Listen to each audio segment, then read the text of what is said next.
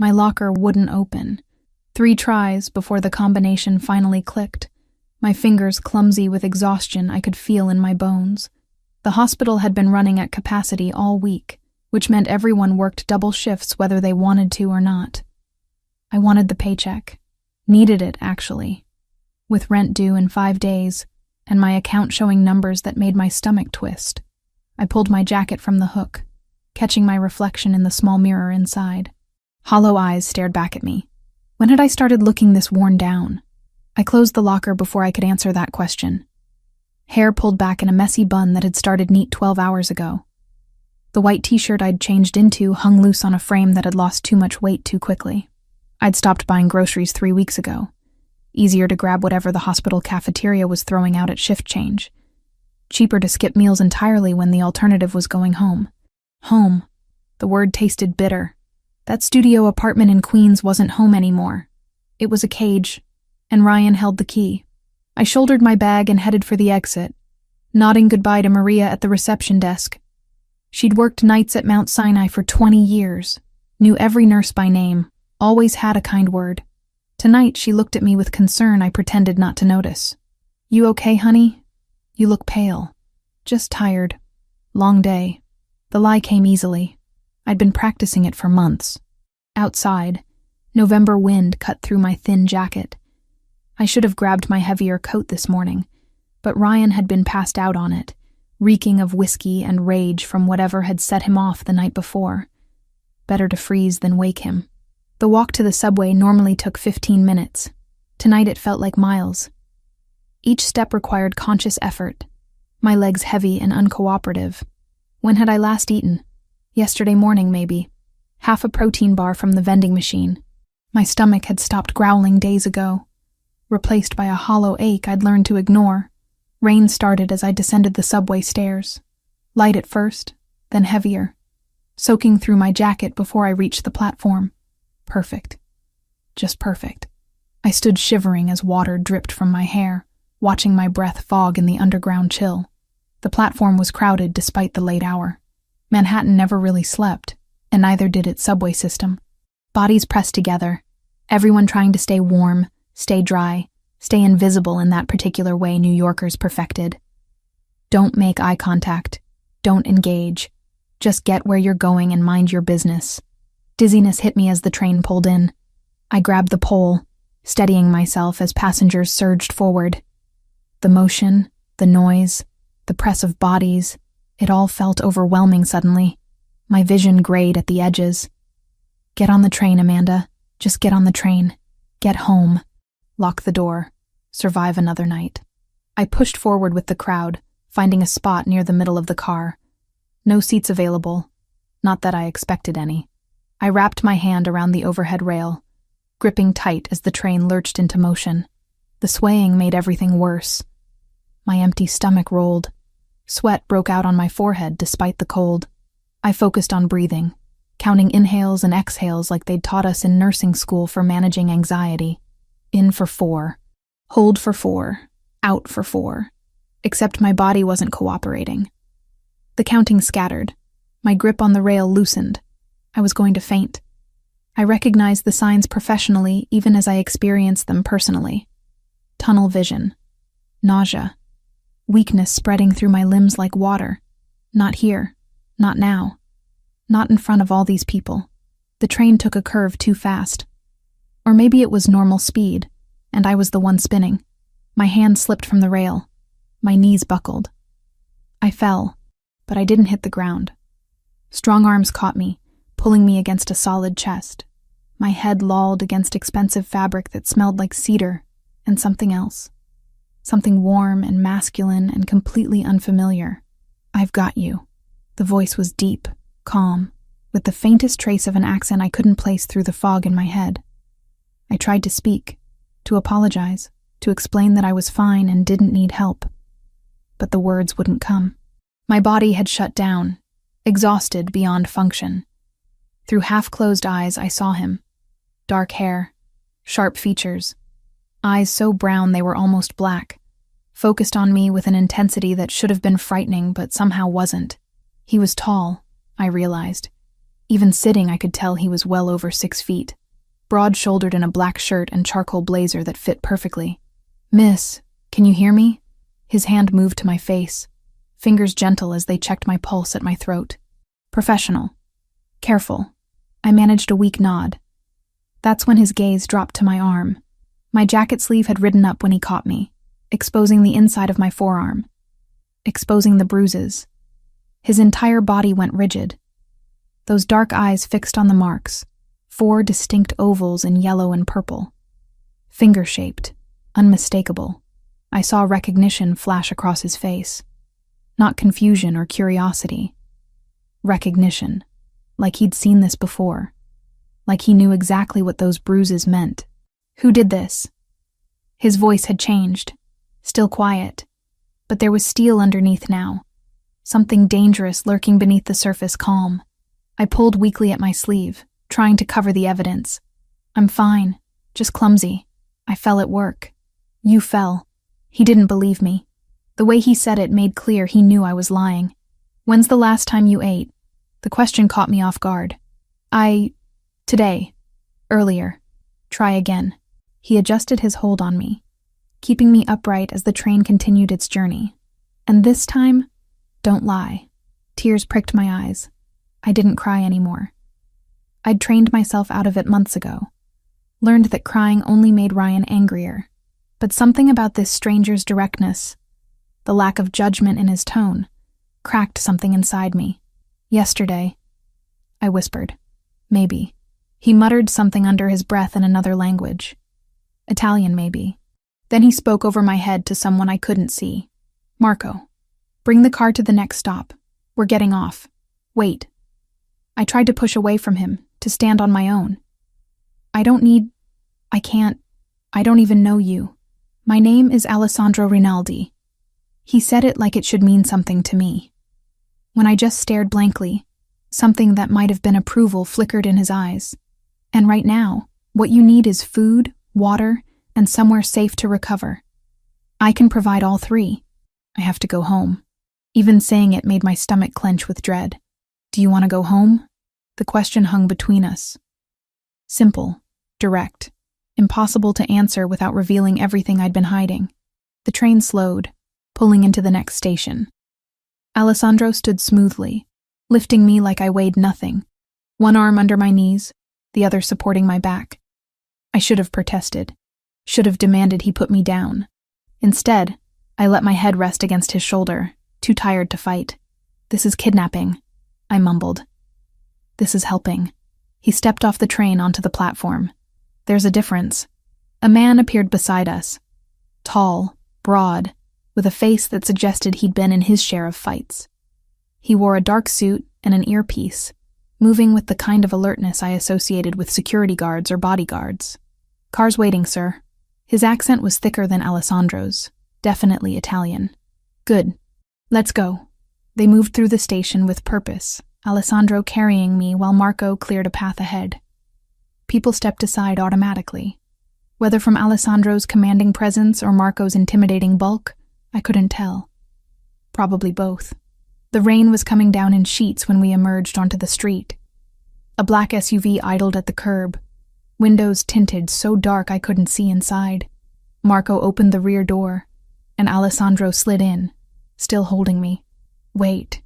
I tried one more time to protest as the door closed, sealing us inside. "You can't just... I don't... breathe." Alessandro settled me on the seat beside him, his hand steady on my shoulder. "You're safe. That's all that matters right now." Safe. When was the last time I'd felt safe? The car pulled into traffic. I watched streetlights blur past through the window, my mind struggling to process what was happening. I should be terrified. This was every warning I'd ever received about strangers and danger and trusting the wrong person. But as Alessandro retrieved a bottle of water from somewhere and pressed it into my hands, as he draped his jacket over my shivering shoulders, as his dark eyes watched me with concern rather than threat, I couldn't find the fear I knew I should feel. "Drink slowly," he instructed as I fumbled with the cap. Small sips. The water was cold and perfect. I hadn't realized how thirsty I was until the first swallow. I wanted to gulp it down, but his hand on the bottle kept me from drinking too fast. "Where are we going?" My voice sounded stronger now. The water was already helping. "My home. I have a doctor on call who'll examine you." "I'm a nurse. I don't need a doctor." "Nurses make terrible patients." There was almost warmth in his tone. "You know that as well as I do." He wasn't wrong. I'd seen enough nurses ignore their own health while caring for everyone else. The SUV turned onto Park Avenue, pulling up to a building that screamed money. Doorman. Marble lobby visible through glass doors. The kind of place I'd never afford in 10 lifetimes. I looked down at my wet clothes, my dirty sneakers, my bruised arm still partially visible. Then at Alessandro in his expensive clothes and confident demeanor. "I don't belong here. You're here because I brought you here. That means you belong." He opened the door and stepped out, extending his hand to help me. "Come. Let's get you warm and fed." I took his hand. The decision felt monumental and inevitable all at once, like stepping off a cliff or into a new life. Maybe both.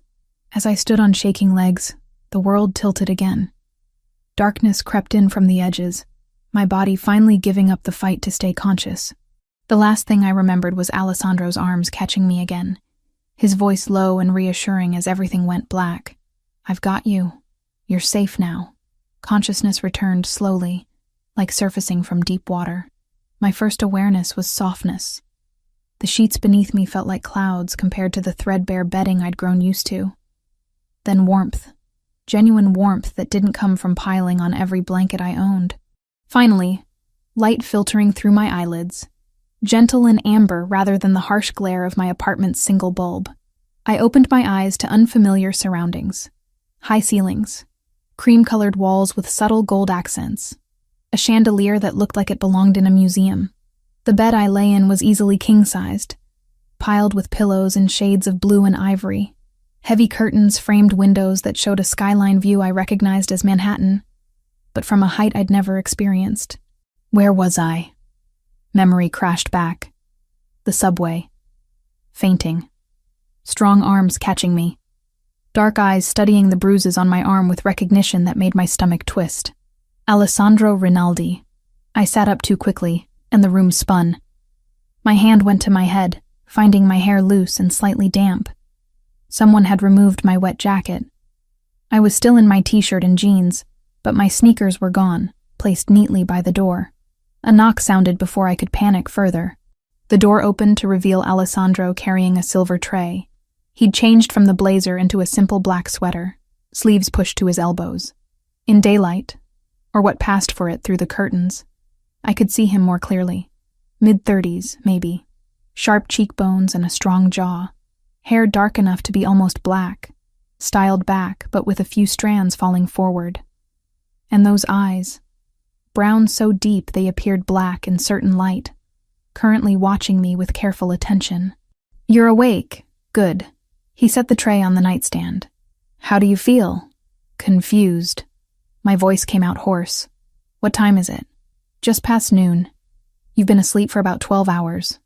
He poured tea from a delicate pot into a matching cup. "Dr. Vincent examined you last night after you lost consciousness. With your permission, of course." "I don't remember giving permission. You were semi-conscious but responsive. I asked if you'd allow a doctor to check you over." You nodded. He handed me the cup. "Chamomile with honey.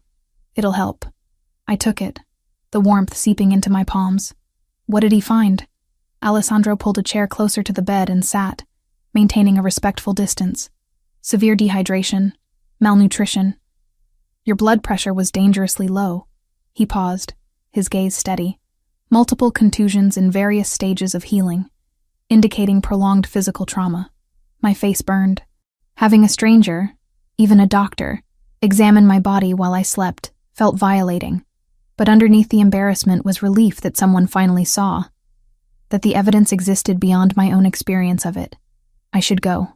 I set the cup down, moving to stand. "Where?" The question was gentle but firm. "Back to whoever gave you those bruises. It's not your concern. You made it my concern when you fainted into my arms on a subway train." He leaned forward slightly. "I'm not trying to trap you here, Amanda. But I am asking you to stay until you're strong enough to make decisions from a place of health rather than desperation. How do you know my name? Your hospital ID was in your bag. Mount Sinai. Nurse Amanda Turner, 27 years old. He stood, moving to the window. I took the liberty of calling the hospital this morning. Told them you were ill and wouldn't be in for your next shift. Your supervisor, Maria, seemed worried, but understanding.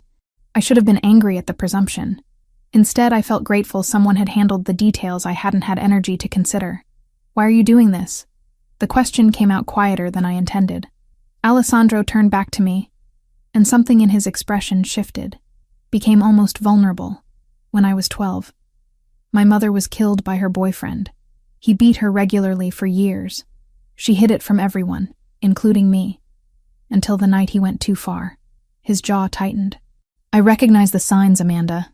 The weight loss, the fear, the bruises in places usually covered. I couldn't save my mother, but I can make sure you have the option she never got.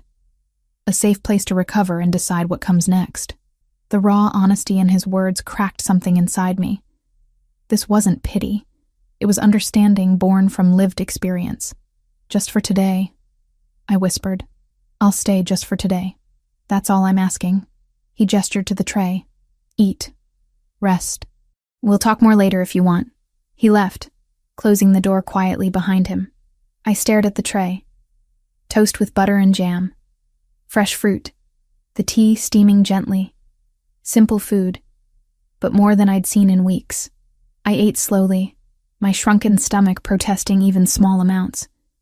The bread was fresh, probably from some bakery I'd never be able to afford. The strawberries were sweet and perfect. Each bite felt like luxury. A soft knock came as I finished. An older woman entered, her silver-streaked hair pulled into a neat bun.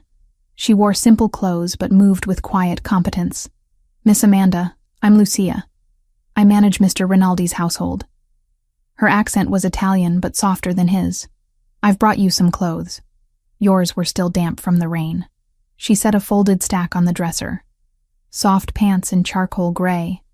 A cream sweater that looked incredibly comfortable. Fresh undergarments still in packaging. The bathroom is through that door. There are towels and toiletries. Take your time. She smiled warmly. I'll prepare something more substantial for lunch when you're ready. Thank you.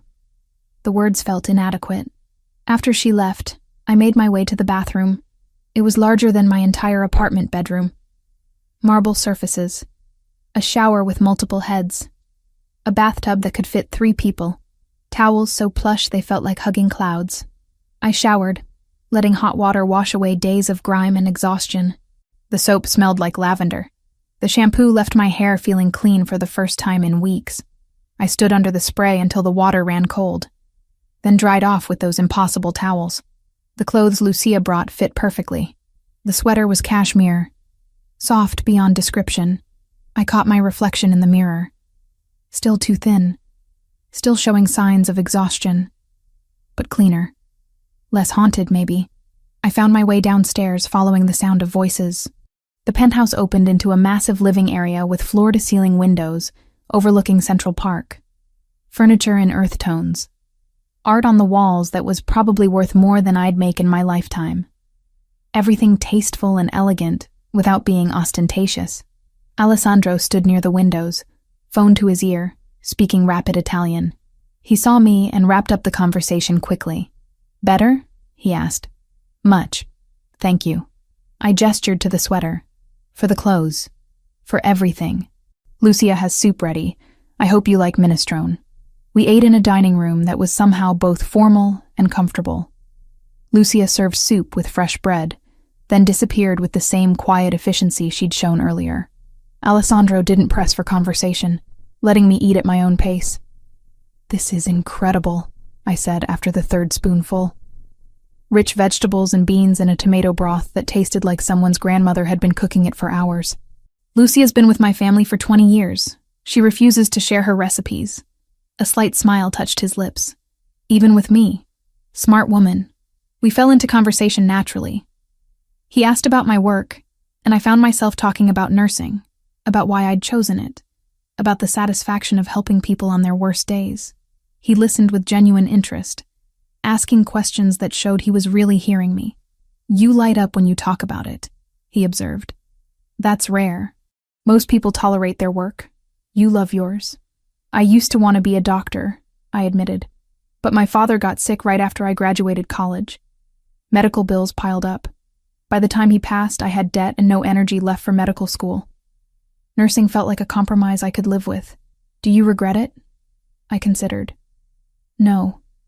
Doctors save lives, but nurses hold hands. We're there for the fear and pain and small victories. There's value in that." Alessandro nodded thoughtfully. We talked about books next, discovering a shared love for mystery novels, then movies, where we disagreed completely on what made a good film. He liked action and thrillers. I preferred quiet character studies. "You just enjoy watching things explode," I accused. "And you enjoy watching people have long conversations about their feelings. At least my movies have substance. Mine have entertainment value." We were both smiling, and I realized with surprise that I was relaxed. Actually relaxed, not performing the careful management of mood I'd mastered with Ryan. The day passed in that strange, suspended way. Lucia brought tea in the afternoon. Alessandro worked in his study while I read a book from his extensive library. We had dinner together, talking about nothing and everything. By the time evening arrived, exhaustion pulled at me again, despite sleeping so long. My body was still catching up. "You should rest," Alessandro said, noticing me stifle a yawn. "Tomorrow you'll feel stronger." I made my way back to the guest room, changed into the soft pajamas Lucia had somehow procured, and climbed into that cloud of a bed. Sleep came quickly. Too quickly. The dream started the way it always did. Ryan's voice, low and dangerous. "Where have you been?" The smell of whiskey on his breath. His hand closing around my arm, fingers digging into the already tender bruises. "You think you can just leave? You think anyone else wants you? Please, I just worked a double shift." My voice in the dream, small and scared and hating itself for both. "Liar." His other hand rose, and I saw it coming but couldn't move, couldn't escape. I screamed. The sound ripped from my throat, tearing me from sleep into darkness. My chest heaved. Sweat soaked the pajamas. The room spun, and for a terrifying moment I couldn't remember where I was.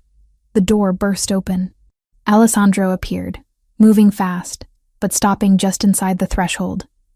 He wore sweatpants and nothing else. And even in my panic, I registered the muscular build, the tattoos visible on his ribs and shoulder. "Amanda." He approached slowly, hands visible and non-threatening. "You're safe. You had a nightmare. You're safe here." A sob broke from me. Then another. The dam I'd built over months cracked wide open, and I couldn't stop crying. Great heaving gasps that shook my whole body. All the fear and pain and exhaustion poured out in an unstoppable flood. The bed dipped as Alessandro sat on the edge, maintaining distance but offering presence. "Let it out. You're safe now. I can't go back." The words tumbled between sobs. "I can't go back there. He'll kill me eventually. I know he will. But I don't have anywhere else. No family, no money saved. I'm trapped, and I'm so tired of being afraid." "Then don't go back." His voice was steady, an anchor in the storm. "Stay here. Recover. Figure out your next step from a position of strength. You don't understand. Ryan, he gets worse when he drinks, and he's been drinking more. Last week he threw a glass at my head, missed by inches. I wiped at tears with shaking hands. I thought about calling the police, but he's charming. He'd convince them I was being dramatic. And then I'd go home, and he'd make me pay for embarrassing him." Alessandro's hands curled into fists where they rested on his thighs. "What's his full name?" "Why? Because I'm going to make sure he never touches you again." The quiet certainty in his voice sent a shiver through me. This was the man Marco called Sir, the man people made space for without being asked. Whatever Alessandro Rinaldi did for a living, violence wasn't foreign to him. "Just having somewhere safe to stay is everything," I said. "I don't need you to do anything else. You're not going back there, Amanda. Not tonight. Not tomorrow. Not until you choose to. If ever." He stood. "Try to sleep. I'll be right across the hall if you need anything." He moved toward the door, and something in me panicked at being alone again with the nightmare residue. "Could you—" I stopped, embarrassed. "Never mind." He turned back. "What do you need? Could you just sit? For a few minutes? I know it's stupid, but I don't want to be alone right now." "It's not stupid." He returned to the chair near the bed, settling in. "Sleep. I'll stay." I lay back down, and the last thing I remembered before exhaustion claimed me was the solid presence of him keeping watch, making me feel safer than I had in longer than I could remember. 3 weeks passed in a rhythm I'd never experienced before. Days blurred together in the best possible way, each one bringing small moments of healing I hadn't known I needed. Alessandro's house in the country became my sanctuary. Not the penthouse where I'd first woken, but a sprawling property 40 minutes north of Manhattan. Trees surrounded us on all sides, creating privacy and peace. The house itself was beautiful, but comfortable, with windows that let in natural light and rooms that felt lived in rather than staged. On day 5, I'd called the hospital. Not to quit, but to arrange part-time hours. Maria, my supervisor, had been understanding in that way only nurses who'd seen everything could be. "Take care of yourself first, honey," she'd said. "We need you healthy, not burned out." Alessandro insisted on having Marco drive me to and from my shifts. At first, I'd wanted to protest. Tell him I was perfectly capable of taking the train like I had for years. But the words never came, because the truth was, having someone ensure I got safely to work and back lifted a weight I hadn't realized I'd been carrying. For the first time in months, I didn't spend my commute looking over my shoulder or jumping at every unexpected sound. So I accepted it, simply said thank you, and climbed into the car each Tuesday and Thursday morning. Work felt different now. I moved through my shifts with energy I'd forgotten I possessed. Patients noticed, co-workers noticed. Even Dr. Morales, who barely remembered anyone's name, stopped me in the hallway to comment that I looked better. "Whatever you're doing, keep doing it," she'd said, already moving on to her next crisis. What I was doing was eating 3 meals a day, sleeping in a bed that felt like sleeping on air, living without fear tightening my chest every time I heard footsteps behind me. The evenings became my favorite time. Alessandro usually worked from home, taking calls and video meetings in his study while I read or explored the property. But once 6 o'clock hit, his work phone went silent, and the time was ours. We cooked together, not fancy elaborate meals, but simple food that required collaboration. He taught me how to make proper risotto, standing behind me to show the exact motion needed to stir the rice. I introduced him to my grandmother's cornbread recipe, the one thing I could make perfectly from memory. "This is incredible," he'd said after the first bite, surprise evident on his face. "Don't sound so shocked. Nurses can cook, you know. I'm shocked that you've been holding back this skill. We could have been eating cornbread for weeks." We watched old movies on a projection screen in the den. Alessandro favored Italian cinema, black and white films from the 50s and 60s that required me to read subtitles. I made him sit through romantic comedies from the 90s, the kind with predictable plots and happy endings guaranteed. "This is painful," he'd muttered during one particularly cheesy moment. "Shh. This is the good part. They've known each other for 2 days. How is this love? It's a movie. Suspend your disbelief." But he'd stayed, watching until the inevitable kiss and happily ever after. And when I glanced over, his expression was softer than his words suggested. Mostly, we talked about everything and nothing. Our conversations stretched late into the night, covering topics that ranged from profound to ridiculous. He told me about growing up in Rome before his family moved to New York when he was 15, about learning to navigate American schools while barely speaking English, about his mother's death and how it had shaped every decision since. I shared pieces of myself I usually kept hidden. My father's long illness and how watching him fade had felt like losing him 1,000 times before he actually died. The relief mixed with guilt when it finally ended. The debt that had buried my dreams of medical school but somehow led me to nursing, which turned out to be exactly where I belonged. "Do you think things happen for a reason?" I asked one night, curled in the corner of the couch while rain pattered against the windows. Alessandro considered from his seat across from me. "I think we make meaning from what happens. The universe is chaos. We're the ones who create patterns. That's very philosophical for midnight. You asked a philosophical question. Fair point. The comfortable silences were almost better than the conversations. Sitting in the same room, each doing our own thing, but aware of the other's presence. Him reviewing documents while I sketched in a notebook I'd found in the guest room. Me reading while he listened to music through headphones, occasionally closing his eyes and losing himself in whatever he was hearing. The tension between us built gradually. A hand lingering when passing dishes, eyes meeting across the room and holding a beat too long. The awareness of him when he was near, like my body had developed a radar specifically tuned to his frequency. I told myself it was gratitude. He'd saved me, given me shelter, asked nothing in return. Of course I felt drawn to him. It was natural to confuse rescue with attraction. Except it wasn't confusion.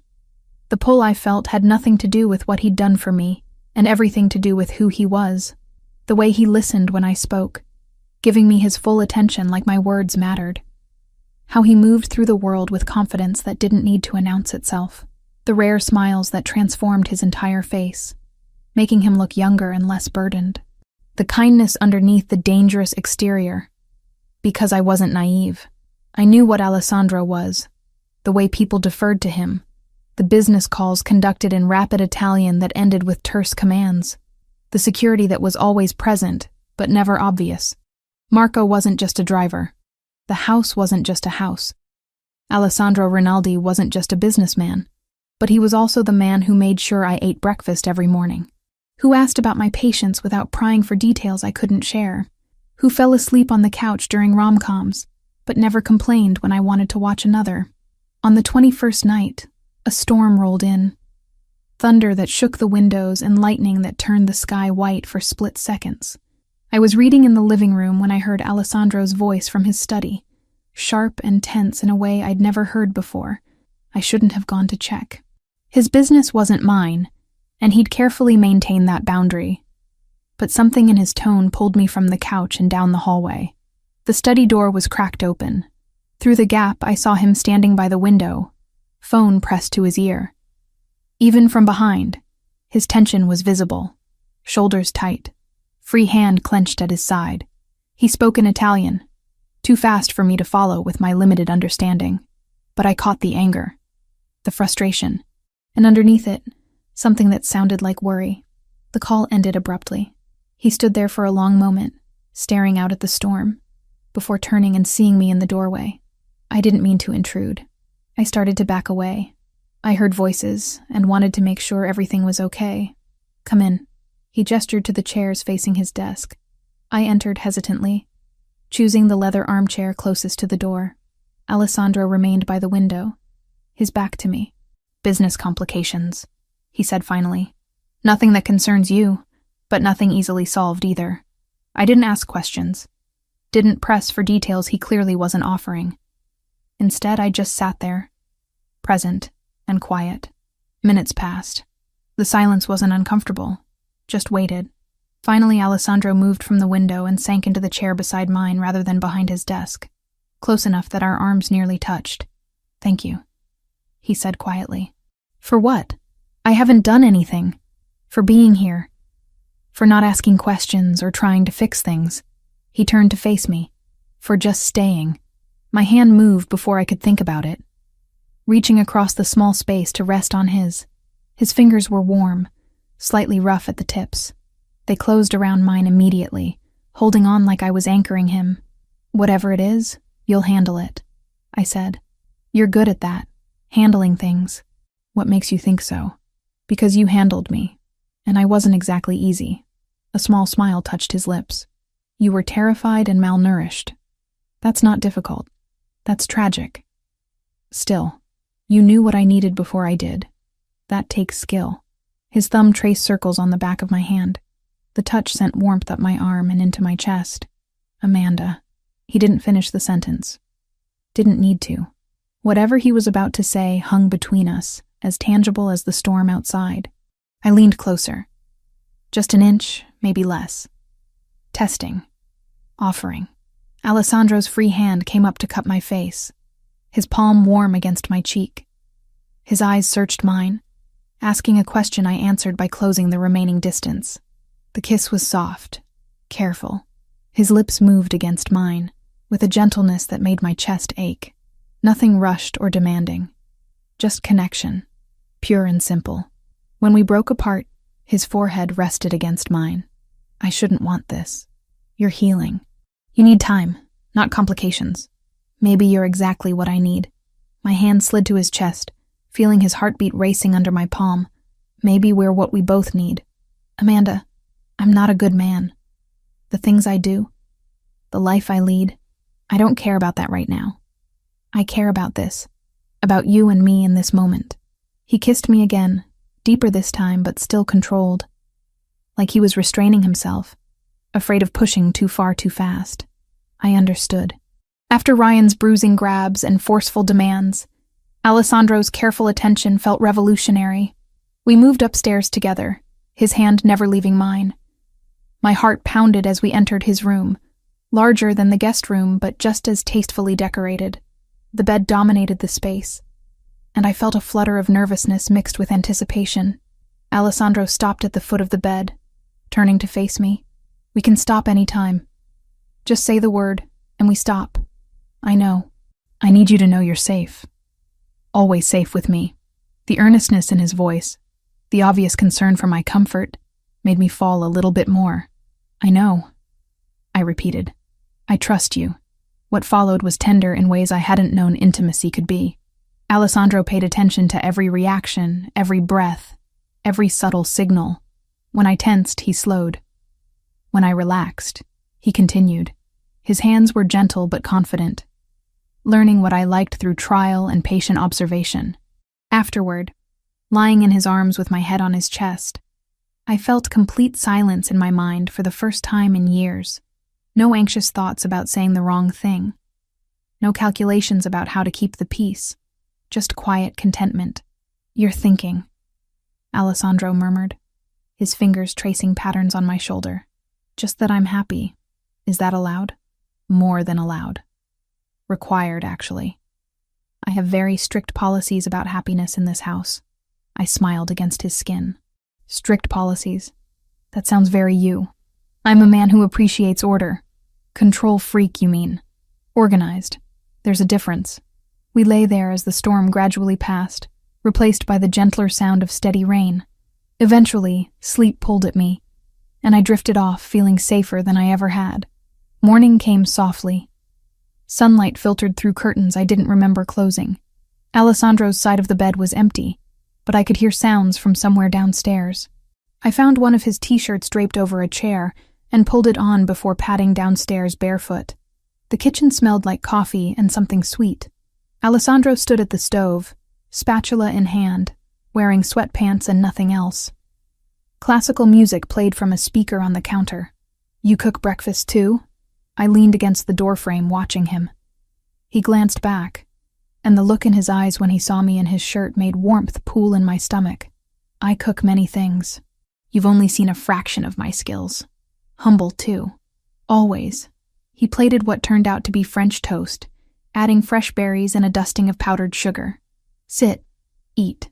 We ate at the small table in the breakfast nook, knees touching under the surface. The food was perfect, and I told him so between bites. My mother taught me, he said. She believed everyone should know how to cook, regardless of gender. Said it was a survival skill. Smart woman. She was. His expression turned thoughtful. She would have liked you. You have the same stubborn independence she had. After breakfast, we moved to the couch with fresh coffee. The morning stretched ahead with no obligations, no schedule to keep. Alessandro pulled me against his side, and I settled in comfortably. We should talk about this, he said after a while. About what last night means. Does it have to mean something specific? It means I care about you. More than I should, probably. He set down his coffee and turned to face me fully. Amanda, I'm falling for you. Have been since you fainted in my arms, looking terrified and defiant at the same time. My heart stuttered. Alessandro, you don't have to say anything. I just need you to know where I stand, what I feel. He took my hand. But you should also know what being with me really means. My business isn't always legal. I have enemies. people who would use you to get to me if they knew you mattered. I assumed as much. Assuming and accepting are different things. I thought about it. About the reality of being with someone whose life existed in shades of gray. About the danger and complication and moral ambiguity. Then I thought about how he made me feel. Safe. Seen. Valued. How he'd given me space to heal without demanding anything in return. How he listened and laughed and showed me kindness I'd forgotten existed. I see you, I said finally. Not just what you do, but who you are. The man who takes care of people, who feels deeply even when you try to hide it, who makes French toast because your mother taught you. I squeezed his hand. That's the person I'm falling for. Everything else is just context. Alessandro pulled me into a kiss that tasted like coffee and promises. When we broke apart, he rested his forehead against mine. We'll figure it out, he said. Together. Together, I agreed. And in that moment, sitting in the morning sunlight with this complicated, dangerous, tender man, I believed it completely. Whatever came next, we would face it side by side. The call came during breakfast on a Tuesday morning. Alessandro's phone buzzed against the kitchen table, and I watched his expression shift from relaxed to guarded in seconds. He answered in Italian, his voice clipped and professional as he stepped away toward the windows. I focused on my coffee, giving him privacy while trying not to obviously eavesdrop. Not that I could understand much. My Italian extended to menu items and basic pleasantries, nowhere near conversational. When he returned, his jaw was tight.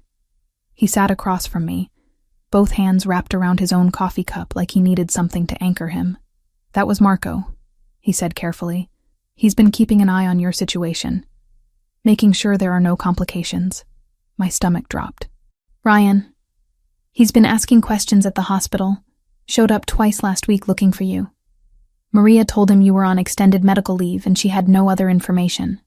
Alessandro's dark eyes held mine. He's becoming more persistent, more aggressive in his inquiries. I set down my cup before my shaking hands could spill it. 3 weeks of peace, and I'd let myself believe maybe Ryan had given up, moved on to some other target. Deep down, I'd known better. What did he say to Maria? That you'd stolen from him, that he needed to find you to press charges. Alessandro's voice was calm, but I heard the anger underneath. Maria didn't believe him, told him to contact the police if he had a legitimate complaint. He left, but Marco's sources say he's been watching the hospital entrance during shift changes. He's looking for me. It wasn't a question. Yes. I stood abruptly, pacing to the window. The garden stretched out peaceful and green, a stark contrast to the anxiety clawing up my throat. I knew he wouldn't just let me go. Men like Ryan, they see people as possessions. You don't get to leave until they decide you're no longer useful. Alessandro came to stand beside me, close but not touching. I have a proposal. Something concrete that might help. I'm listening. Let me connect you with lawyers. Good ones who specialize in protective orders and domestic violence cases. They can file for a restraining order on your behalf. Legal documentation that Ryan is to stay away from you, the hospital, anywhere you might be. Restraining orders are just paper. The bitterness in my voice surprised even me. They don't actually stop anyone determined enough. No, they don't. His honesty was almost refreshing. But they create legal consequences if he violates them. And they establish a record. If anything happens, there's documentation of the threat he poses. I turned to face him. You've been thinking about this. Planning. I've been preparing for the possibility, yes. He met my gaze steadily. The moment you told me about him, I knew this might become necessary. I wanted to have options ready when you needed them. In the past, someone planning around me without my input would have felt controlling, suffocating. But Alessandro wasn't deciding for me. He was providing tools and letting me choose whether to use them. Okay, I said. Call the lawyers. Let's file for the restraining order. Something like relief flickered across his face. You're sure? I'm tired of running. Tired of being afraid. If there's a legal option, I want to take it. I straightened my shoulders. What do I need to do? Within hours, Alessandro had arranged everything. The lawyers, a woman named Rebecca Hale, and her associate David Foster, drove out to meet us that afternoon. They were professional, efficient, and most importantly, kind. Rebecca sat across from me at Alessandro's dining table, her tablet open and ready. I need you to tell me everything. Every incident of abuse, every threat, every time he made you feel unsafe. It's going to be uncomfortable, but the more detail we have, the stronger the case. So I told her. About the first time Ryan hit me, 8 months into our relationship when I'd forgotten to pick up his dry cleaning. How he'd apologized profusely afterward, brought flowers, sworn it would never happen again. About the escalation, the patterns, the way he always found reasons to blame me for his violence, the glass he'd thrown, the nights he'd kept me awake interrogating me about imagined infidelities, the control over money, over my schedule, over everything. Rebecca took notes, her expression neutral but her eyes compassionate. Alessandro sat beside me, silent support I hadn't asked for but desperately needed. This is a strong case, Rebecca said when I finished. Multiple incidents, documented injuries from the hospital, witnesses who can attest to your fear. We'll file the petition tomorrow morning. There'll be a hearing within 2 weeks, probably sooner given the immediacy of the threat. Will I have to see him? My voice came out smaller than I intended. Yes, you'll both need to be present for the hearing. But you'll be in a courtroom with security and a judge. He won't be able to approach you. I'll be there, Alessandro said, in the gallery. You won't be alone. That night, I lay awake staring at the ceiling. Tomorrow would set everything in motion. No more hiding. No more pretending the situation would resolve itself. I was taking action, reclaiming agency I'd lost piece by piece over 2 years. The hearing was scheduled for Thursday morning, 9 days later. 9 days of existing in limbo, knowing Ryan would be served with papers, knowing his rage would escalate at being challenged. Alessandro didn't leave my side during those days. He worked from home, kept his phone nearby, made sure Marco or one of the other security was always present. I should have felt smothered. Instead, I felt protected. The morning of the hearing, I dressed with care. Gray pantsuit, minimal makeup, hair pulled back neat and professional. I wanted to look competent, credible, not like a victim, even though that's exactly what I was. You ready? Alessandro asked as Marco pulled the car around. No, but I'm going anyway. The courthouse was downtown Manhattan, all marble and echoing hallways. Rebecca met us in the lobby, David beside her with a leather briefcase that probably cost more than my monthly rent used to. Ryan and his lawyer are already here, Rebecca said quietly. Courtroom C, 3rd floor. We go in, you sit at our table, you answer the judge's questions honestly. That's it. My hands were shaking as we rode the elevator up. Alessandro touched my elbow gently. Breathe. You've got this. The courtroom was smaller than I expected. Ryan sat at the defense table with a middle-aged man in a cheap suit. When I walked in, Ryan's head snapped up. Our eyes met. He looked the same. Dark blonde hair, ordinary features, the kind of face that blended into crowds. Nothing about him screamed danger. That was part of what made him so effective. Nobody ever suspected. His eyes narrowed when he saw me. Then his gaze shifted past me to Alessandro, who'd taken a seat in the first row of the gallery. Even from across the room, I saw Ryan's expression change, recognition of a different kind of threat. The judge, a black woman in her 50s with steel-gray hair, called the proceedings to order. Rebecca presented our case methodically. Medical records showing injuries consistent with assault. My testimony about specific incidents. Photos of bruises I'd documented on my phone before deleting them out of fear Ryan would find them. Ryan's lawyer objected repeatedly, called me dramatic, suggested I'd injured myself for attention. Standard defense tactics that made my blood boil, but which the judge seemed to see right through. Mr. Cooper, the judge said finally, addressing Ryan directly. Do you deny striking Miss Turner on multiple occasions? Ryan's expression was earnest, apologetic, the mask I knew so well. Your Honor, Amanda and I had a volatile relationship. There were arguments, yes, but I never intended to hurt her. She's exaggerating normal couple disagreements.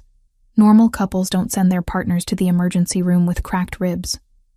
That was an accident. She fell during an argument. An argument where you threw a glass bottle at her head?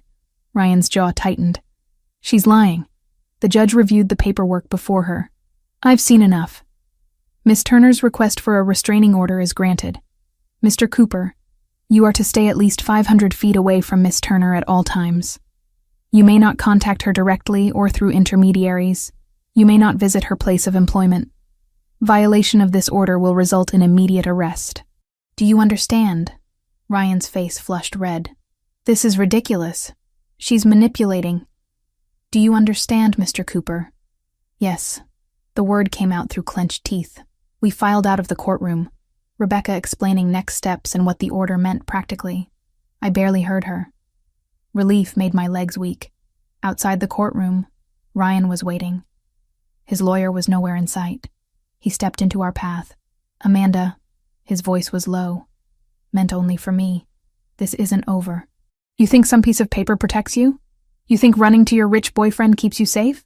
Marco appeared from nowhere, positioning himself between us. Rebecca immediately pulled out her phone. Mr. Cooper, you are currently violating the restraining order issued less than 5 minutes ago. I suggest you leave immediately, or I will call courthouse security. Amanda, Ryan tried again, his eyes finding mine over Marco's shoulder. You know you belong to me. You know? Alessandro's voice cut through, quiet, but absolute. Walk away. Ryan's gaze shifted to Alessandro, who'd moved to stand beside me. The two men sized each other up. Ryan, average height and build, aging poorly from alcohol and anger.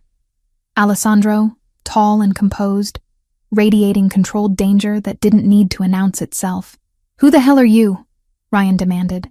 Someone who keeps his promises. Alessandro's hand found the small of my back, protective without being possessive. And I promised Amanda you wouldn't hurt her again. I don't break promises.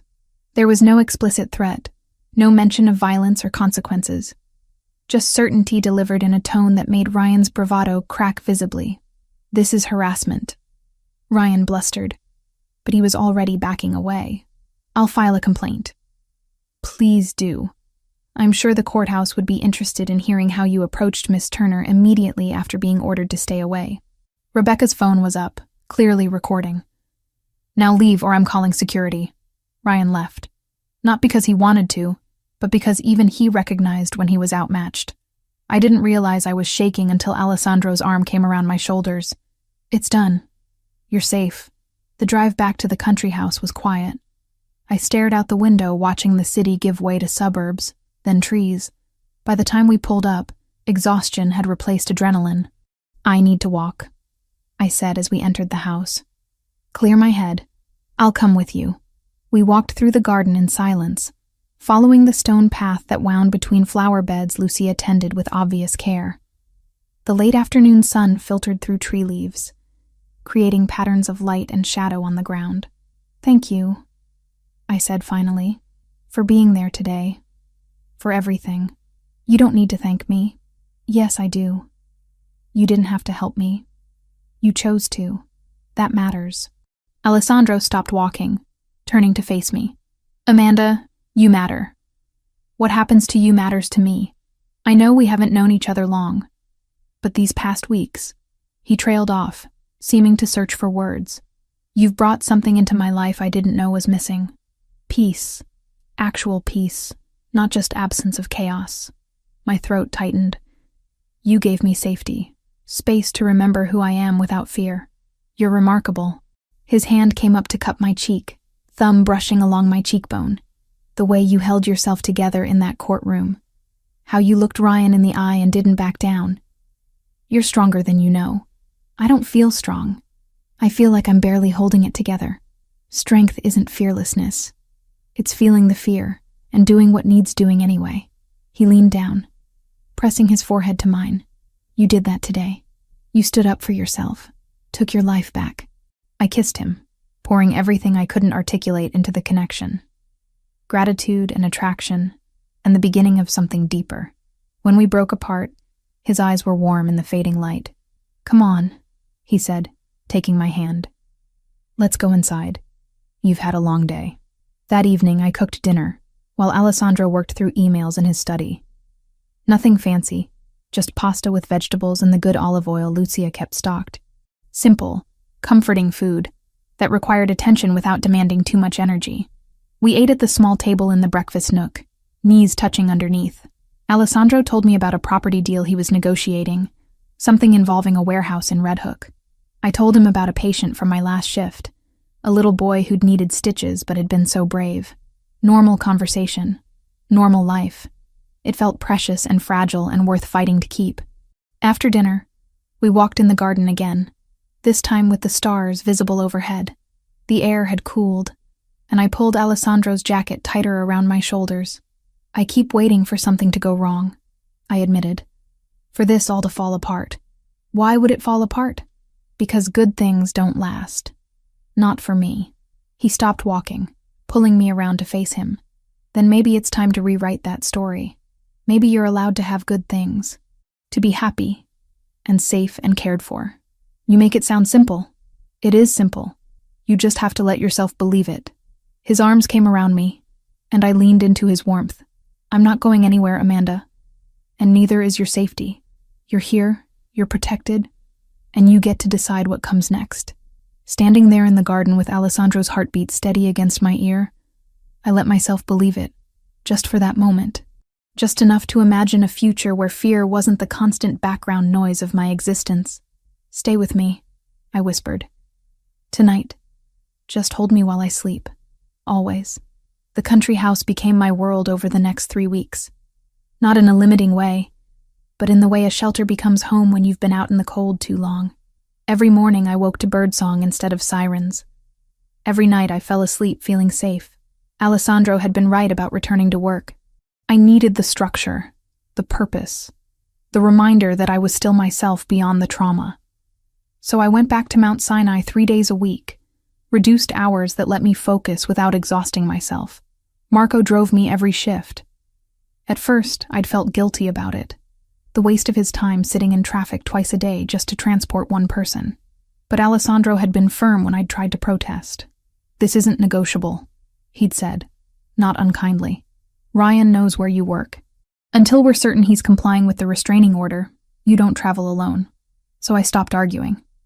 Climbed into the black SUV each Tuesday, Wednesday, and Thursday morning. Marco never made conversation unless I initiated it, seemingly content with silence and whatever he listened to through his earpiece. The drive became meditative, time to prepare mentally for the shift ahead. Work itself felt different now. I moved through my rounds with energy I'd forgotten I possessed. Patients responded to it. Mrs. Kowalski in 412 actually smiled when I brought her medications. Little Jamie in pediatrics asked if I could be his nurse every day because I didn't seem sad anymore. Out of the mouths of 7-year-olds with broken arms. Maria cornered me during a rare quiet moment at the nurse's station. Whatever you're doing, keep doing it. You look like yourself again. I feel like myself again. Good.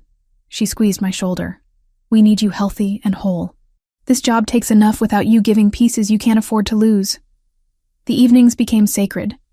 Alessandro typically finished work by 6, emerging from his study with that particular looseness in his shoulders that meant he was done thinking about business for the day.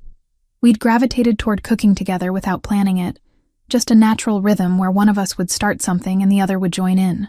You're doing it wrong, I said one night, watching him massacre an onion. There's no wrong way to chop an onion.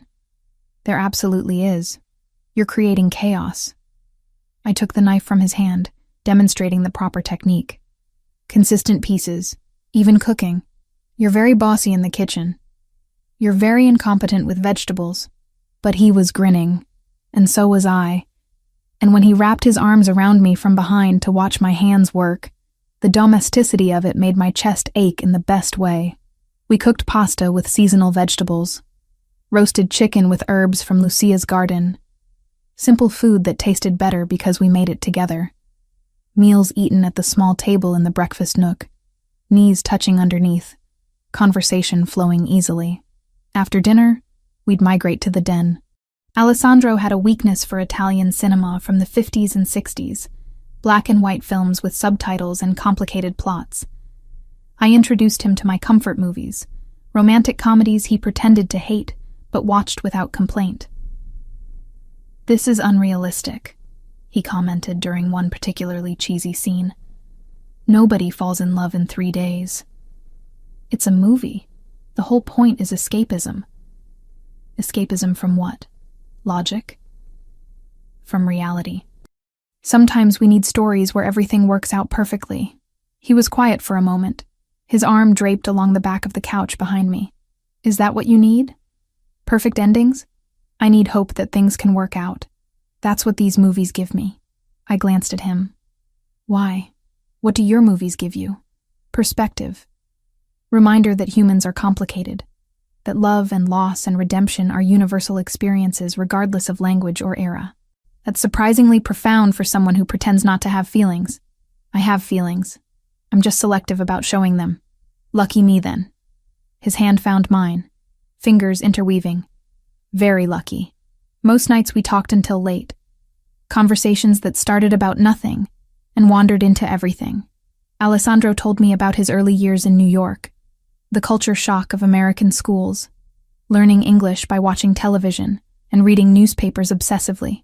I shared memories of nursing school, the terror of first clinical rotations, the moment I'd realized I was exactly where I belonged. We avoided certain topics by unspoken agreement.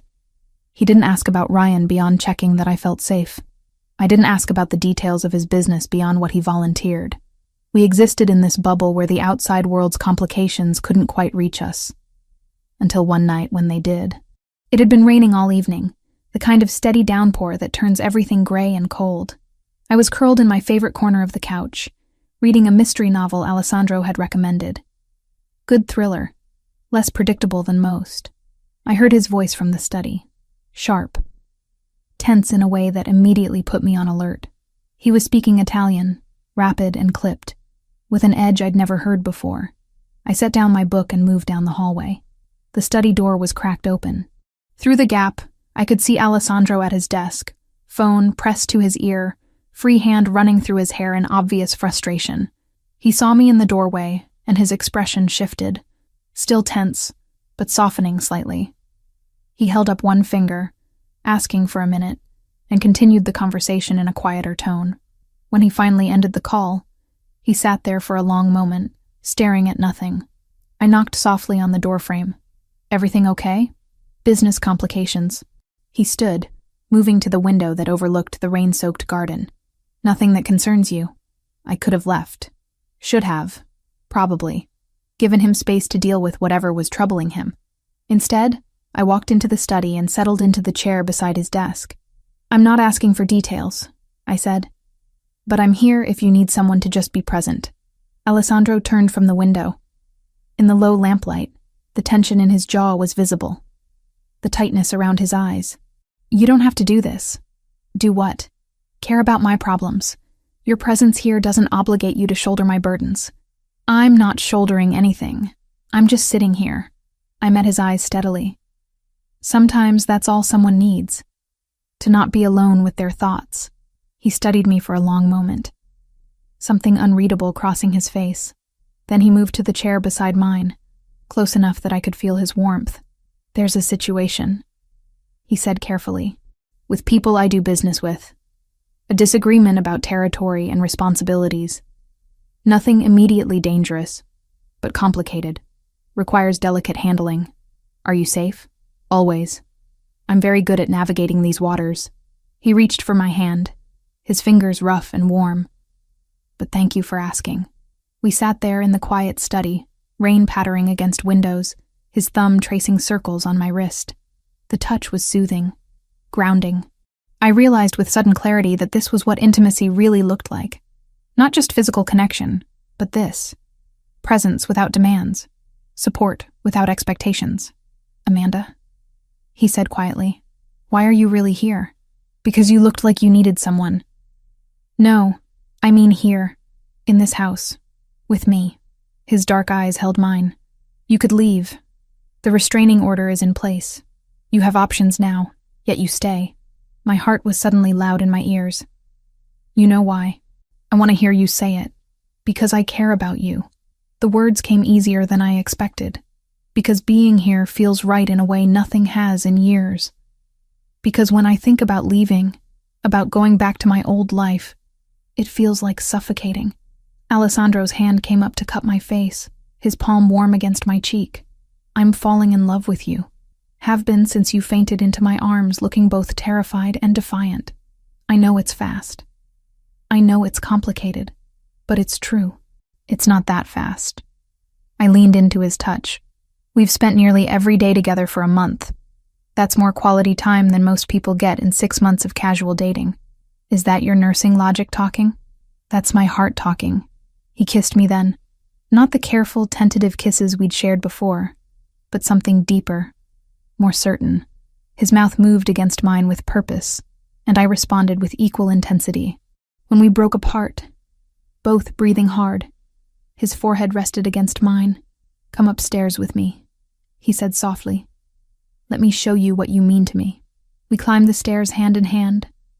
My heart raced, but not from fear, from anticipation, from want that had been building for weeks. His bedroom was dimly lit from a single lamp. Alessandro turned to face me, his hands gentle on my shoulders. We go at your pace. We stop whenever you want. You're in control here. The consideration in his voice, the obvious care he was taking, made my throat tight with emotion. I trust you. What followed was tender in ways I hadn't known existed. Alessandro paid attention to everything. Every touch, every kiss placed with intention. When I tensed, he slowed. When I sighed, he continued. His hands learned my body with patience and focus, finding what made me gasp, what made me arch into his touch. There was no rush, no demand, just steady attention and building pleasure that eventually crested in waves that left me shaking and breathless. Afterward, we lay tangled together, my head on his chest, his fingers tracing idle patterns on my shoulder. The rain had softened to a gentle patter. Everything felt suspended and perfect. I trailed off, unable to find adequate words. Yes, it was. I could hear the smile in his voice. I mean it. I've never experienced anything like that. His arms tightened around me. Then we're just getting started. I woke to sunlight and the smell of coffee. Alessandro's side of the bed was empty, but I could hear sounds from downstairs. I pulled on his t-shirt from the night before and patted down to find him in the kitchen. He'd made French toast, fresh strawberries, coffee in the expensive machine that produced perfect espresso. He was barefoot in sweatpants, and the domesticity of it made me smile. Good morning, I said from the doorway. He looked up, and the expression on his face when he saw me in his shirt was pure warmth. Morning. Hungry? We ate breakfast with our knees touching under the table. Easy conversation about nothing important. The normalcy of it felt precious. We should talk, Alessandro said as we finished, about what this means, where we go from here. Okay, talk. I care about you deeply. More than I have for anyone in a very long time. He set down his coffee cup. But you need to understand what being with me really means. My business, my life, it's not simple. There are risks, complications, people who would use you to get to me if they knew you mattered. I figured that out already. Figuring out and accepting are different things. His expression was serious. I'm asking if you can accept the reality of who I am, what I do, the moral gray areas I operate in. I thought about it, really thought, about the man who'd caught me when I fainted, who'd given me shelter without demands, who'd helped me get a restraining order and made sure I was safe, who listened when I talked about work and made me laugh and touched me like I was something precious. I see who you are, I said finally, a man who protects people he cares about, who shows up when it matters, who's capable of tenderness and violence in equal measure. I reached across the table for his hand. I'm not naive. I know you do things that aren't legal, that you operate outside the boundaries most people stay within. But I also know you're fundamentally decent, that you have lines you won't cross. That matters more to me than perfect morality. You're sure? I'm sure I want to be here, with you, building whatever this is between us. I squeezed his fingers. Everything else we'll figure out as we go. Alessandro stood and pulled me up with him, wrapping his arms around me. Then we do this together. No secrets about the important things. No pretending my world isn't complicated. But honest and together. Together, I agreed. standing there in the morning sunlight, held by someone who saw all of me and wanted me anyway. I felt something shift into place. This wasn't the life I'd planned. It was better, more real, more mine. Whatever came next, we'd face it side by side. 2 months. That's how long I'd been living with Alessandro when everything changed again. I was finishing my shift at Mount Sinai, updating patient charts at the nurses' station, when Maria appeared beside me with an expression I'd learned to recognize. Concern mixed with protective anger. "Your ex is here," she said quietly, "downstairs in the lobby. Security called up to warn us." My hands froze on the keyboard. "Ryan? He's demanding to see you. Says it's urgent." Maria's jaw was tight. "I already called the number Alessandro gave me. His people are on their way." At the restraining order, Ryan was violating it, standing in my workplace, the one place he was explicitly forbidden from approaching. "Don't go down there," Maria continued. "Stay here until security arrives." But I was already standing, already moving toward the elevator bank. Not to confront Ryan, but to make sure he didn't come upstairs. The pediatric ward was on this floor. I wouldn't let him near vulnerable children. "Amanda, wait." Maria grabbed my arm. The elevator dinged. Marco stepped out, moving with that particular focused energy that meant business. Behind him, 2 other men in dark suits I recognized from Alessandro's security team. "Miss Turner." Marco's tone was respectful, but firm. "Please stay on this floor. We'll handle the situation." They disappeared into the elevator. I waited with Maria, my heart hammering against my ribs. Other nurses had noticed something was happening, whispering among themselves. I hated being the center of attention, hated that my personal crisis was disrupting the hospital. 10 minutes later, Marco returned. He's been removed from the premises. Police were called. He'll be arrested for violating the restraining order. Relief made my knees weak. "Thank you. Mr. Rinaldi is on his way. He asked that you wait for him." Alessandro arrived 30 minutes later, still in a business suit from whatever meeting he'd left to come here. He pulled me into a brief embrace right there in the hallway, not caring who saw. "Are you okay?" His hands framed my face, eyes searching mine. "I'm fine. Marco got here before Ryan made it upstairs." "Good." His expression was controlled, but I saw the anger simmering underneath. "Let's go home. We need to talk." The drive back to the country house was quiet. Alessandro held my hand, thumb tracing circles on my wrist in that soothing gesture I'd come to love. But his mind was clearly elsewhere, working through something. Once inside, he guided me to the living room. We sat on the couch, and he turned to face me fully. "Ryan violated the restraining order. He'll be arrested, likely tonight." Alessandro's voice was measured. "But a restraining order violation is a misdemeanor. He'll post bail. Be back on the streets within days." I know. I'd researched this. Knew the limitations of the protection I had. "That's not acceptable to me." His dark eyes held mine. "I want your permission to handle this more permanently." "What do you mean?" "I've had investigators looking into Ryan's life since the day I found out about him. They've uncovered things. Financial crimes, corporate fraud, tax evasion." Alessandro leaned forward. "Real crimes with serious federal penalties.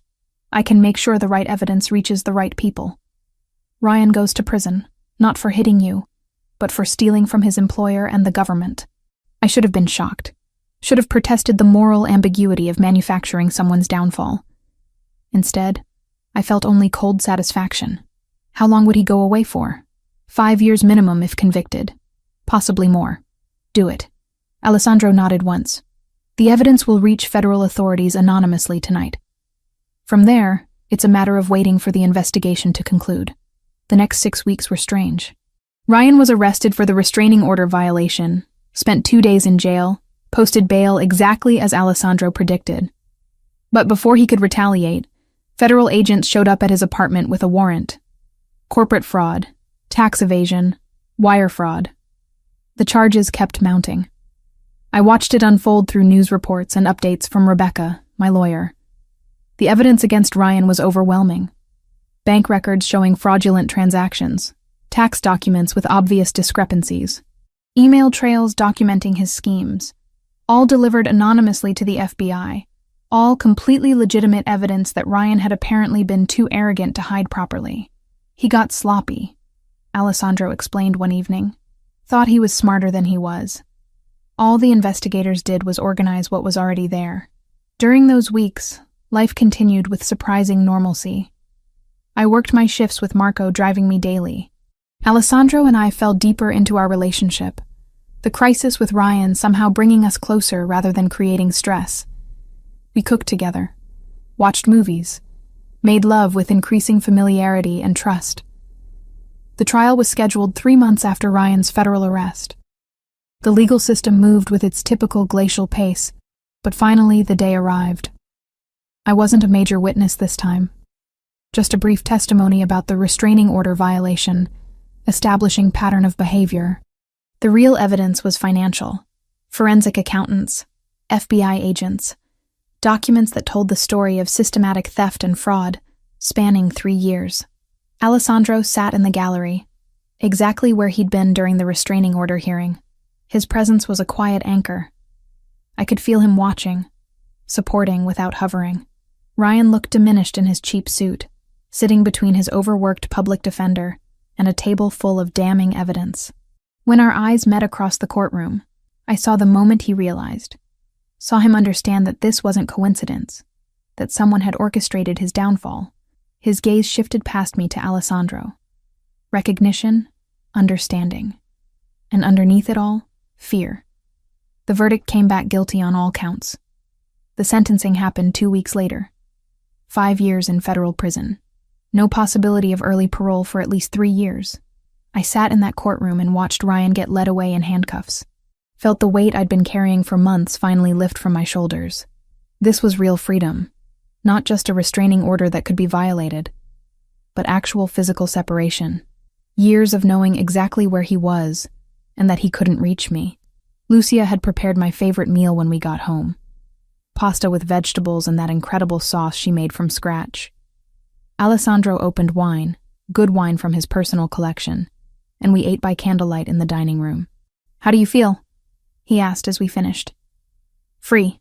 The word came out with more emotion than I expected. Actually, genuinely free for the first time in years. "Good."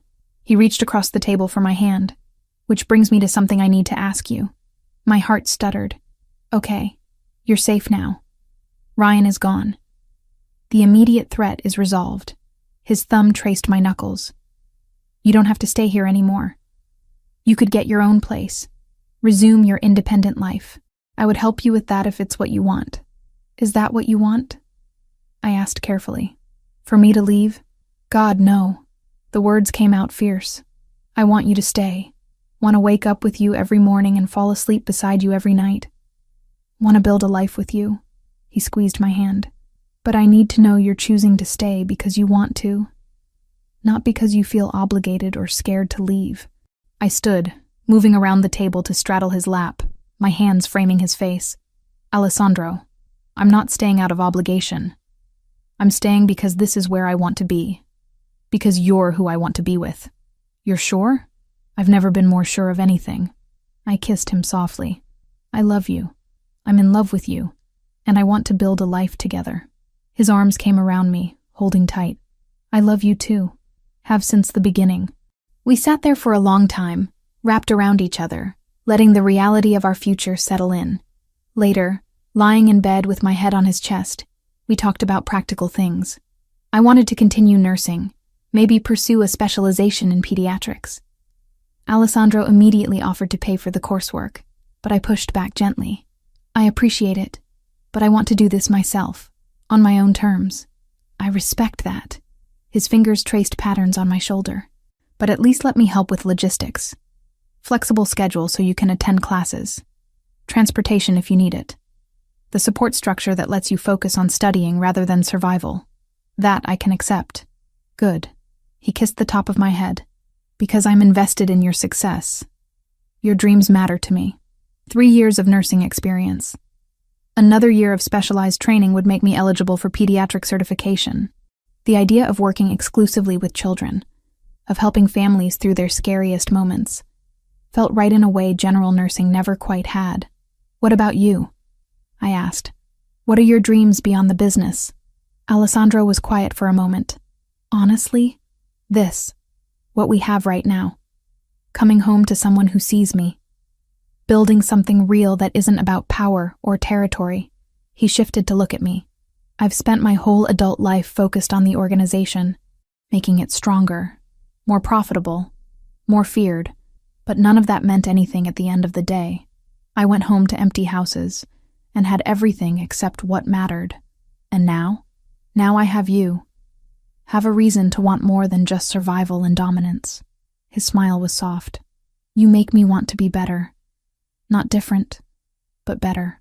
I understood the distinction. He would always be who he was, do what he did. The darkness in him wasn't something that could be erased or ignored. But he could choose how that darkness manifested, could use his power for protection, rather than just intimidation. "We're going to be okay," I said with certainty. "Whatever comes next, we'll handle it together." "Together," he agreed, and lying there in the safety of his arms, knowing Ryan was behind bars, and my future was my own to shape, I believed it completely. This was just the beginning. 8 months had passed since that rainy night on the subway, when Alessandro caught me mid-fall. 8 months that felt simultaneously like a lifetime, and no time at all.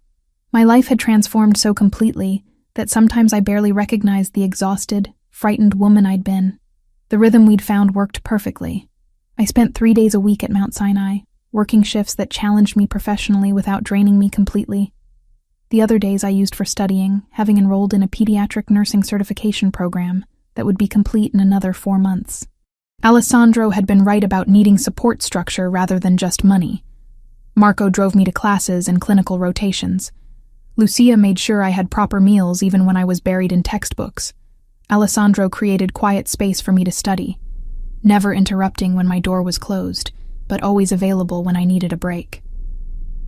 We split our time between the country house and Alessandro's penthouse in the city. The country property remained our sanctuary, the place we retreated to for peace and privacy, but the penthouse had its own appeal. Waking up to sunrise over Central Park, walking to nearby restaurants for dinner, the energy of the city that I'd missed more than I'd realized. Tonight was different, though. Tonight I was meeting Alessandro's family, not his blood family he'd clarified when he'd first mentioned it. His mother was gone. His father had never been in the picture, and he had no siblings. But the people who comprised his inner circle, his most trusted associates and their families, they were family in every way that mattered. "They're going to love you," Alessandro said as we dressed for the dinner. He was already in his suit, charcoal gray with a subtle pinstripe, adjusting his cufflinks with practiced ease. "You don't know that." I studied my reflection, smoothing the emerald green dress I'd chosen. Simple, but elegant, hitting just above my knees. Alessandro had noticed it in my closet weeks ago, and mentioned how the color brought out my eyes. I'd remembered. I know my people. They'll see what I see. Someone intelligent, genuine, and completely unimpressed by the usual power games. Is that a compliment? It's the highest compliment I can give. He came up behind me, his hands settling on my waist. "You're real, Amanda. In a world full of people performing for advantage, you're just yourself. That's rare." The dinner was at a restaurant in Tribeca, one of those places without a sign where you needed a reservation months in advance or the right connections.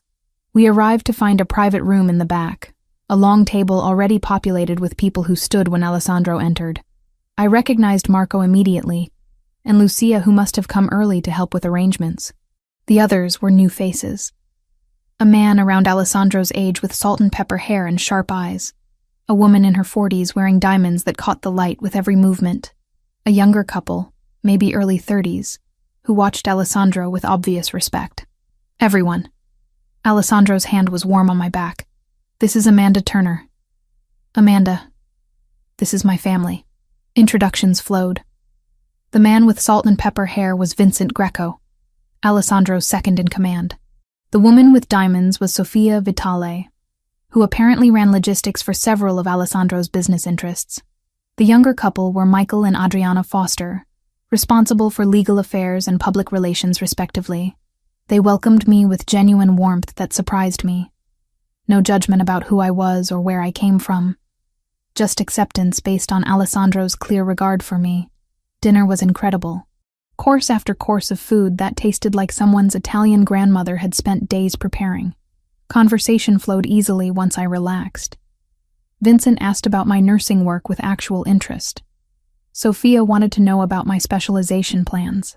Michael and Adriana shared stories about their own relationship, how they'd met through work and fallen in love despite initial professional boundaries. Alessandro is different with you, Sophia observed during a lull when the men were deep in discussion about something I deliberately tuned out. Lighter, more himself than I've seen him in years. He gives me credit for that, but I think he was already becoming that person. I watched him across the table, animated as he made some point to Vincent. I just happened to show up at the right time. Don't undersell yourself. Sophia's expression was knowing. What you've done for him goes beyond timing. He's been isolated by choice for so long. Letting anyone close felt like weakness to him. You changed that. Adriana leaned in. Also, you should know, we're all glad you're here. Not just because Alessandro's happier, but because you're genuinely good people. We can tell. Their acceptance settled something in my chest I hadn't realized was tense. These people were important to Alessandro. Having their approval mattered more than I'd wanted to admit. After dinner, we lingered over coffee and dessert. The conversation shifted to lighter topics.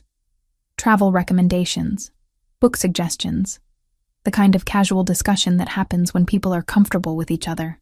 Alessandro's hand found mine under the table, squeezing gently. When I glanced at him, his expression was soft with contentment. We said our goodbyes around 11. Hugs and promises to do this again soon. Lucia pressed containers of leftover food into my hands despite my protests. Vincent clasped Alessandro's shoulder with obvious affection. The drive back to the country house was quiet.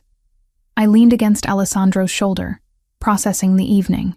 That went well, I said finally. Better than well. They adore you. He kissed the top of my head, though I'm not surprised. You were exactly yourself, natural and warm without trying to perform or impress. They're good people. I wasn't expecting that. What were you expecting? I don't know. Maybe people who'd see me as a liability, or judge me for not being from your world. I shifted to look at him, but they just saw me as someone you care about. That was enough for them, because they trust my judgment, and because they can see what we have is real. The following weekend, Alessandro suggested we stay at the country house for 3 days. No work, no obligations, just us and whatever we felt like doing. Friday evening we cooked together, making far too much food and laughing when we realized we'd have leftovers for days. Saturday, we walked through the nearby town, exploring small shops and stopping at a cafe for lunch where nobody knew who Alessandro was or cared.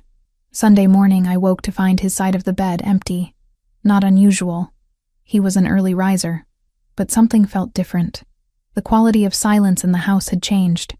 I found him in the garden, standing near Lucia's flower beds with his hands in his pockets. The late morning sun caught his dark hair, and he looked contemplative in a way that made my heart skip. "Hey," I said softly, not wanting to startle him. "You okay?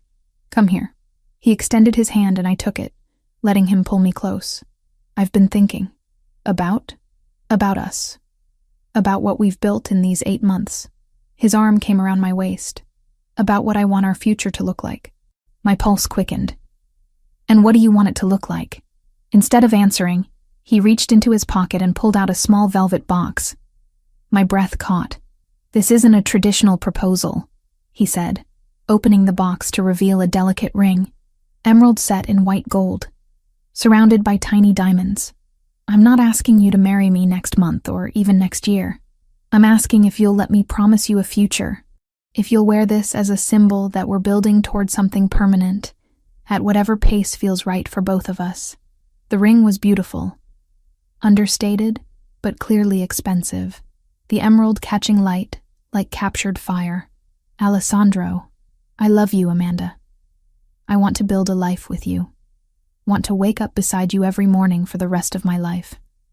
Want to support your dreams and share mine with you. Want everything that comes with forever." His dark eyes held mine. "But I know you're still healing, still finding yourself again. I don't want to rush you or pressure you. So this isn't an engagement. It's a promise. Of my intention. Of my commitment. Of my certainty that you're the one I want. Tears blurred my vision. You're sure? About me? About us? I've never been more sure of anything. I held out my left hand, watching as he slid the ring onto my finger. It fit perfectly, the emerald warm against my skin. I love you too, I whispered. And yes, to the promise, to the future, to all of it. He kissed me there in the garden with sunlight warming our skin and the scent of flowers in the air. When we broke apart, I was crying and laughing simultaneously. It's beautiful, I said, admiring the ring. How did you know my size? I may have borrowed one of your other rings and had it measured. His smile was slightly sheepish. Lucia was my accomplice. We spent the rest of the day talking about possibilities. Not concrete plans, but dreams. Maybe marriage in a year or two. Something small and intimate. Maybe children eventually. Though neither of us felt rushed. Maybe buying a house together that was truly ours rather than his with me added in. What made you decide now? I asked that evening as we sat on the back porch watching the sun set. Because I realized I didn't want to wait to tell you what you mean to me. Didn't want you to have any doubt about my intentions or feelings. He pulled me closer. You've transformed my life, Amanda. Brought light and warmth and humanity back to a man who'd forgotten how to feel anything beyond control and strategy. You saved me without even trying. You saved me first. Literally caught me when I fell. We saved each other then. His lips brushed my temple. And now we get to build whatever comes next together. Sitting there with the ring on my finger and Alessandro's arms around me, I thought about the journey that had brought us here. From that terrifying night on the subway to this moment of perfect peace. Every hardship, every fear, every moment of doubt had led to this. To love I never thought I'd find. To safety I'd stopped believing existed. To a future bright with possibility. Thank you, I said quietly. For what? For seeing me. For waiting for me to heal before pushing for more. For loving me exactly as I am. I turned to face him fully. You taught me that love doesn't have to hurt. That being protected and being free aren't mutually exclusive. That I deserve gentleness and patience and partnership. You taught me that power without purpose is empty. That the strongest thing I can do is be vulnerable with someone who matters. His hand came up to cup my cheek. You make me want to be better, Amanda. Not different, but better. As darkness fell and stars began appearing overhead, we sat together planning a future that belonged to both of us. Whatever challenges came, whatever complications arose from the life he led, we'd face them together. Equal partners. True companions. The promise ring caught starlight. And I thought, this is what happiness feels like. This moment. This man. This life we're building piece by careful piece. The calendar on my phone showed November 23rd. Exactly 1 year since that rainy night when I'd fainted on a subway train and landed in the arms of a stranger who would become everything. I stood in front of the bathroom mirror, staring at the plastic test in my hand. 2 pink lines, clear and unmistakable. Pregnant, 2 months along, according to the dates, which meant it had happened sometime in late September. During that weekend, we'd spent at the country house doing nothing but existing together. My hands shook slightly as I set the test on the counter. This was planned, or at least not prevented. We'd talked about children months ago, agreed we both wanted them eventually, had stopped being careful about 6 months into our relationship, letting nature take its course without pressure or expectation. But seeing the confirmation made it real in a way I hadn't anticipated. Alessandro was downstairs making breakfast. I could smell coffee and something sweet, probably the French toast he'd perfected over the past year. We'd developed these routines, these small domestic rituals that made our life together feel solid and permanent. 3 months married. The wedding had been perfect. Small ceremony at the country house with just Alessandro's inner circle and a handful of my colleagues from the hospital. Lucia had cried. Marco had actually smiled. I'd worn a simple cream dress and carried wildflowers from the garden, and Alessandro had looked at me like I was the answer to every question he'd ever asked. We'd honeymooned in Italy, 2 weeks exploring Rome and Florence and the Amalfi Coast. He'd shown me where he'd grown up, introduced me to distant cousins who'd welcomed me with overwhelming warmth. I'd finally understood his roots, seen the country that had shaped him before New York had sharpened him. Coming home had felt right. Not like returning from paradise to reality, but like coming back to the life we'd built together. Our life. Equal parts his world and mine. Blended into something uniquely ours. I picked up the test again, studying those 2 lines. A baby. Our baby. Growing inside me right now while I stood here, processing the enormity of it. Amanda? Alessandro's voice drifted up the stairs. Breakfast is ready. I took a deep breath, tucked the test into my pocket, and headed downstairs. He'd set the table by the windows overlooking the garden. Fall had painted everything in shades of gold and amber. French toast, fresh strawberries, coffee for him, and orange juice for me. The domestic perfection of it made my chest tight. You okay? He looked up as I entered, those dark eyes immediately noticing something off. I'm perfect. I slid into my seat, reaching for the juice. Just thinking about how much has changed in a year. Everything has changed. He poured syrup over his toast. You changed everything. We ate in comfortable silence for a few minutes. The pediatric nursing certification had been completed recently, the framed certificate now hanging in my small office in the city penthouse. I'd immediately started working at the clinic Alessandro had helped fund in a neighborhood that desperately needed quality pediatric care. The work was exactly what I'd dreamed of, helping children, supporting families through scary diagnoses and routine checkups alike. The clinic didn't turn anyone away regardless of ability to pay, funded by a combination of Alessandro's money and various grants I'd helped secure. It felt meaningful in a way that went beyond just doing my job. I was thinking, Alessandro said, setting down his fork. Tonight is our anniversary. 1 year since I caught you on that train. Technically, you caught me falling. The train catching came later. He smiled. Semantics. Point is, I want to do something to mark the occasion. What did you have in mind? Let's go back to that subway station. Stand on that platform and remember how impossibly lucky we got. The sentimentality of it surprised me. Alessandro was romantic and private, but grand gestures weren't typically his style. You want to revisit the subway? I want to acknowledge where we started. Honor the chance encounter that gave me you. His hand found mine across the table. Is that too strange? No, it's perfect.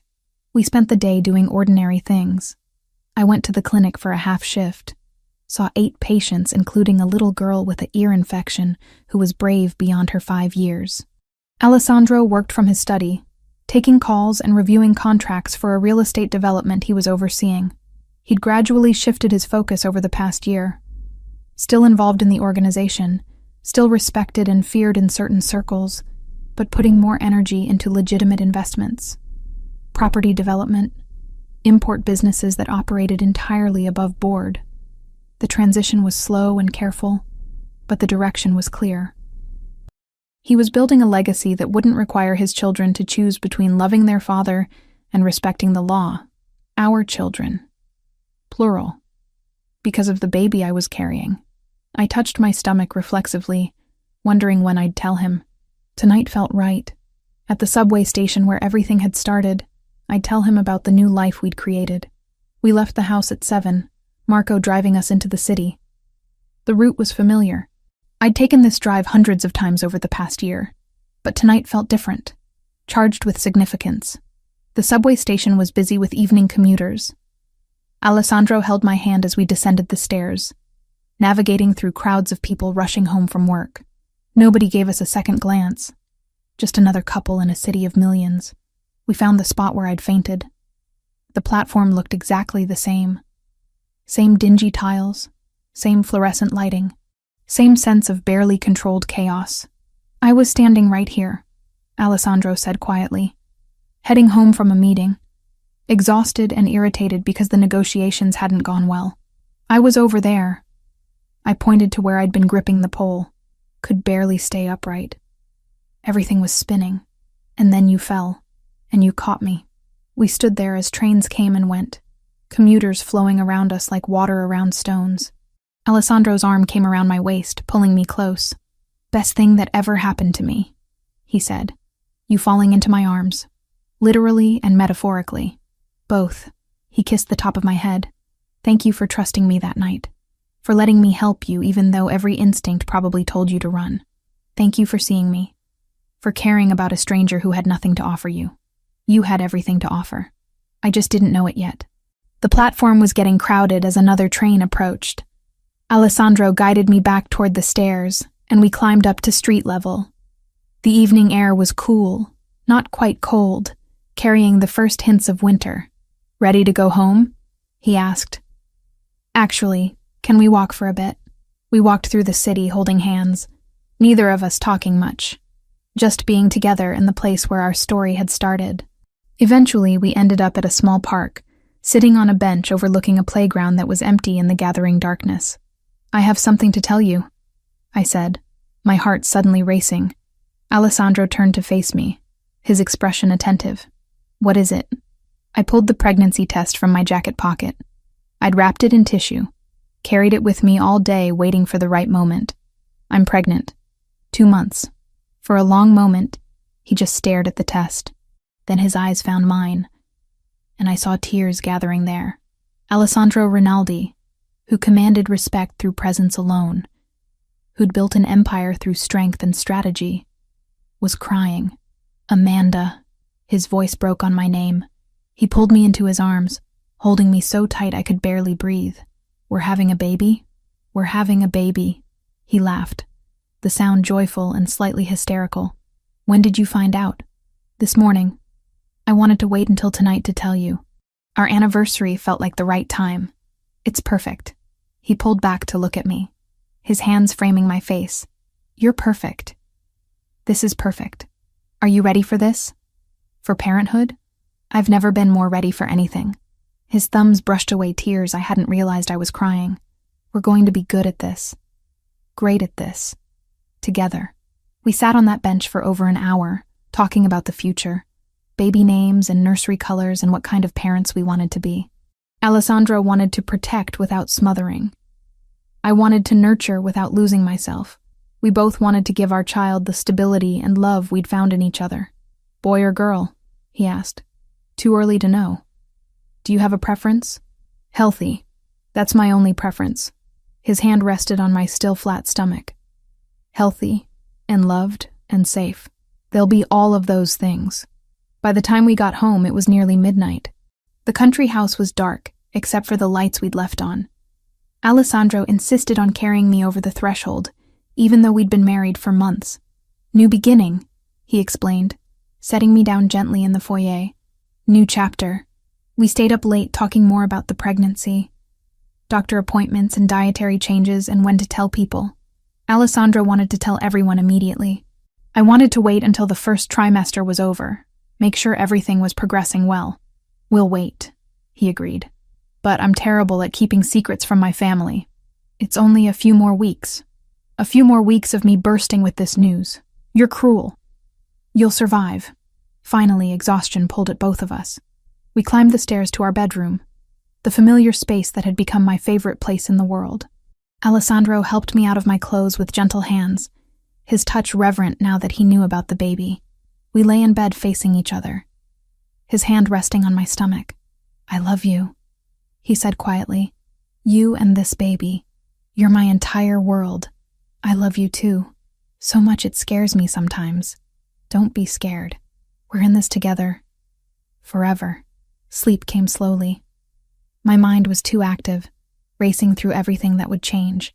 But Alessandro's presence beside me, his hand warm on my stomach, grounded me.